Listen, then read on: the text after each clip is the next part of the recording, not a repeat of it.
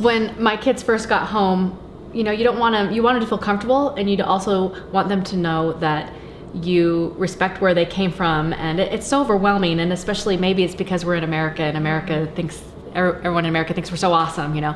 And we do have a lot of awesome things here that they don't have in the country where they came from. But we started out with every night was like, we always call it dinner and a show, because while we were doing dishes, we would listen to Haitian music. And it got pretty loud and raucous, and usually included dancing as well. And that lasted for about 4.5 months, until my son decided to unhook the iPod, and he just couldn't take it anymore. But I think it really helped them hear Haitian music in our house, and it's on iTunes. So it was really, really easy to at least incorporate that part of their culture, the food and the music, into them. And I did speak a little bit. They're older, so I spoke a little bit of their language and would use both languages when I knew what to say in their language, like time for bed, time to eat, are you okay? I would always ask in their language just so they could hear that. I also think it actually helped for them that there was 3 of them. So their culture didn't disappear overnight. Right. They still had each other. Right. I noticed with Mia, I mean, she was 3 when she came over, and I initially,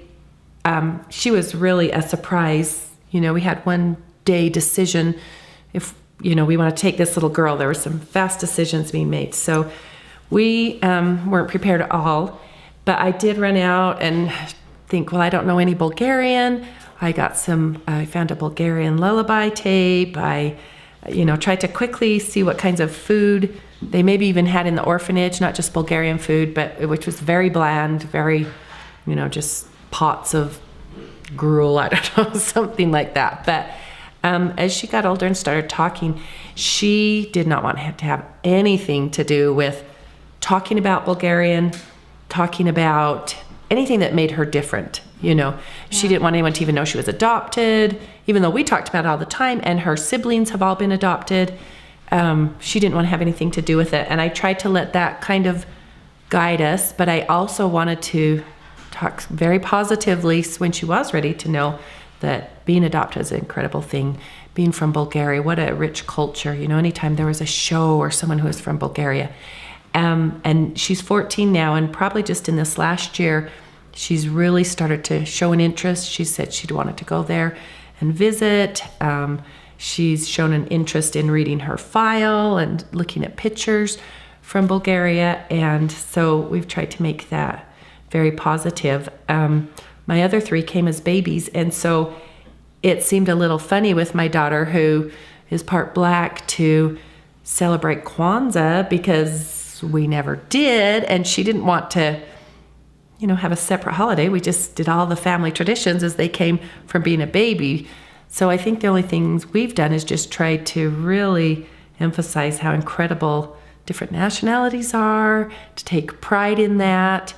But they think it would be funny to suddenly start celebrating, something from a country they don't remember, or just 2 of them were born here in America. They just happen to have birth parents, maybe who are from Mexico, but they don't identify with being a Mexican.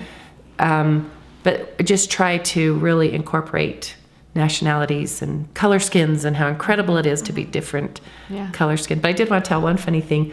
I have dark hair. My husband has dark hair. We're both Caucasian, so our second daughter is Black, Italian, Croatian. We have a little boy whose birth parents were Hispanic. So my oldest boy is quite blonde, and I remember in about 3rd grade, he came home one time, was kind of crying and, trying to drag out of him what it was. And finally he just looked up almost angry and crying. He said, "You have black hair and Dad has black hair, and, me or Allie has black hair, and I look stupid, I have blonde hair." And I just started laughing because I thought, oh, I've never tried to make my little blonde Caucasian feel happy about his. And so he was feeling the odd man out, and I thought, oh, we got to really make sure we're making everyone feel white. Good about so who you funny. Are and, what you look like. But I just thought that was That's funny. hilarious. I'd been so careful with Allie, making her feel good about being Black and her nationality, and forgot about my little blonde.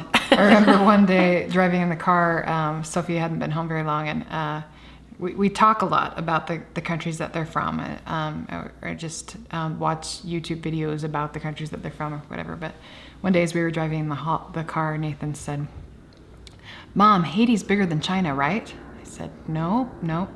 Well, Haiti's farther away than China, right?" Like, "Nope." And explain it again. He goes, "Well, but Haiti has more people than China, right?" Like, all right, let's talk about something else. This is not a little competition. This isn't well. But so there is a little bit where they almost feel, like you were saying, competitive about how they're different, right? So just trying to emphasize that if they didn't have their story, they wouldn't be who they are, right? We embrace that because that's what got them to us. Mm-hmm. So. Yeah, well, Colin was little. Obviously, he was 2 when he came home, so he doesn't have much of a memory of anything that happened in Haiti. And so I have a digital frame that plays in my family room that just has pictures of him in Haiti, him with me in Haiti, by himself in Haiti, and he asks questions occasionally. He doesn't show much interest in it right now, but I imagine that will change as he gets older. But he'll ask, did this happen when I was at Haiti? Haiti, yeah. At Haiti. It's funny because he's in kindergarten this year, and so did I learn to go to the bathroom when I was at Haiti? No, we did that here. Did I learn to read when I was at Haiti? No, that was just a couple of months ago. You were here. but he does. I think it's important to not try to hide it, or to just sweep it under the rug or whatever. Colin knows that he can ask questions anytime, and there's information everywhere about Haiti, and I am more than happy to tell you all about it, everything that I know and the things that I don't know, and so I Go look up. Right.